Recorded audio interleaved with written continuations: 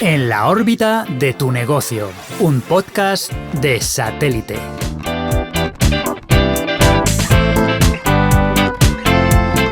Hola, ¿qué tal?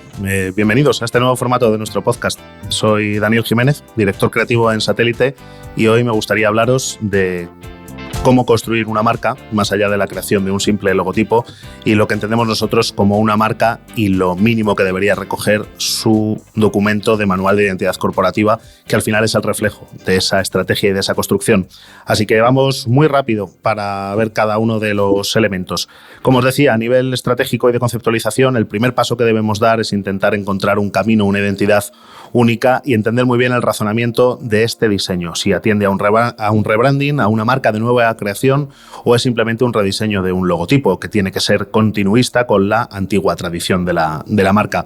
En nuestro caso, vamos a ver algunos ejemplos a través de nuestro manual.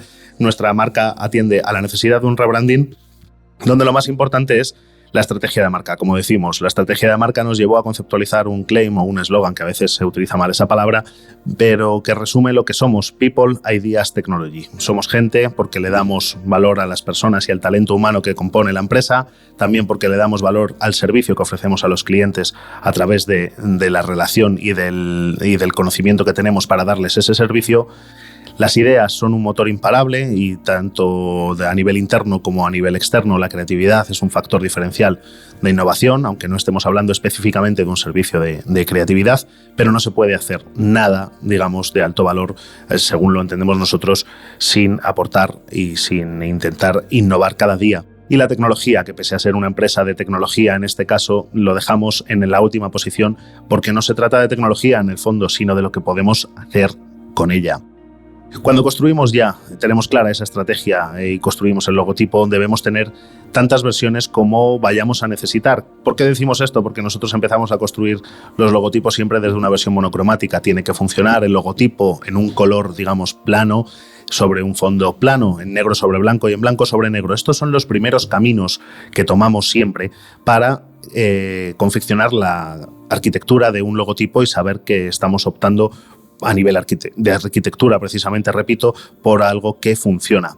Después combinamos y generamos ya, nos metemos en el estudio de color y sí que confeccionamos tanto la versión, digamos, positiva como la versión negativa. En este sentido tenemos que tener en cuenta los colores, las aplicaciones, la naturaleza de la marca, si es un negocio digital, si es un negocio que va a tener más presencia en medios o soportes impresos, y tenemos que tener en cuenta que esos colores vayan relacionados a, digamos, o enfocados a diferenciar a la marca y generar un universo visual que la defina y la haga realmente única.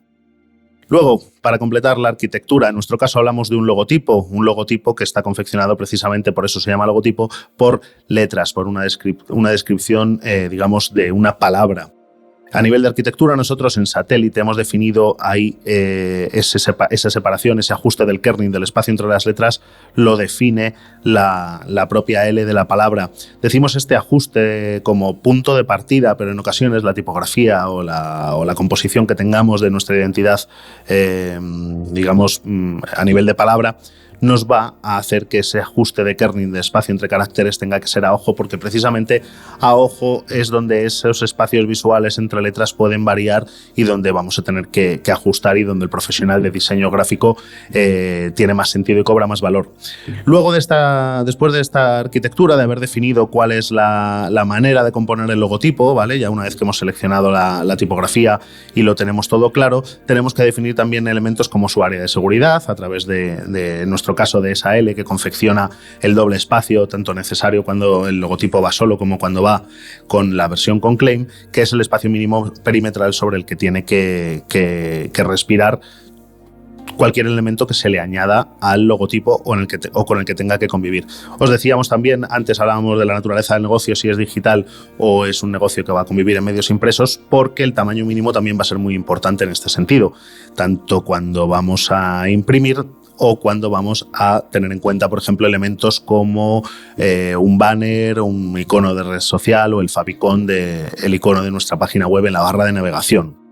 es muy importante que lo tengamos en cuenta. Y después debemos también diseñar una paleta de color, un universo cromático rico. En este caso, nuestro logotipo puede ser un buen ejemplo porque es casi una excepción de logotipos que suelen tender en los últimos años a una utilización de colores en torno a 2, 3 colores como máximo. Nuestro logotipo está compuesto por 6 colores, el negro más el rojo, el azul, el amarillo, verde y naranja, que completamos en una paleta de color para enriquecer el universo visual con una gama de grises que nos ayuda para el diseño de futuros materiales.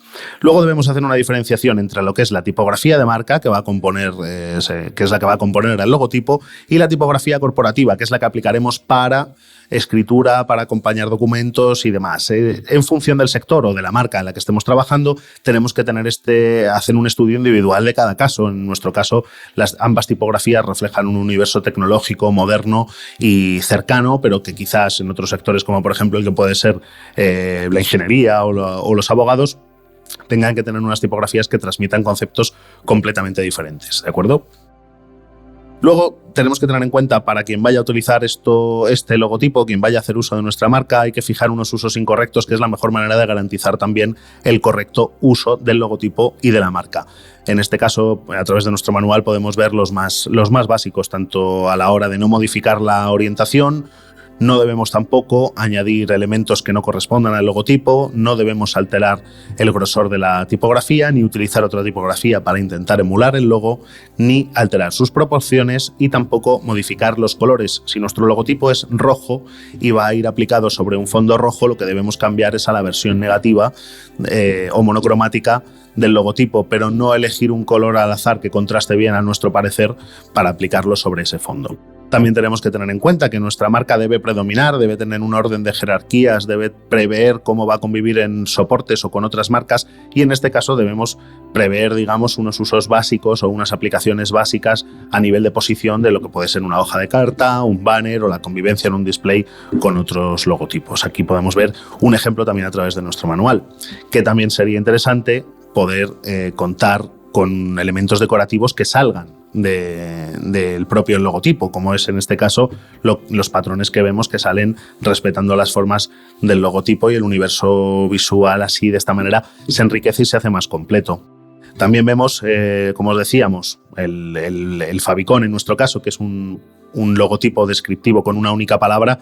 Lo que hacemos es extraer de esa palabra la X, que es algo muy diferenciador y muy único de la marca, y lo trasladamos a una reducción para ver cómo funcionaría, como os decía, en iconos para redes sociales o, por ejemplo, para el icono de navegación. Esta va a ser la expresión mínima de la marca a nivel de identidad visual. Pero, como os decía, un logotipo es mucho más, una marca es mucho más que un logotipo, perdón. Una marca es todo el universo visual que la compone, su identidad verbal, su identidad visual, el storytelling, todo lo que comunique a través de ella. Y eso tenemos la oportunidad de hacerlo cuanto más grande y más rico, mejor. Debemos tener también en cuenta, para una correcta aplicación de una marca y un desarrollo consistente, una pequeña papelería básica en cualquier caso, por muy pequeño que sea la empresa o el negocio. Tener en cuenta unas tarjetas de visita, una hoja de carta, un sobre, una firma de correo electrónico o una carpeta.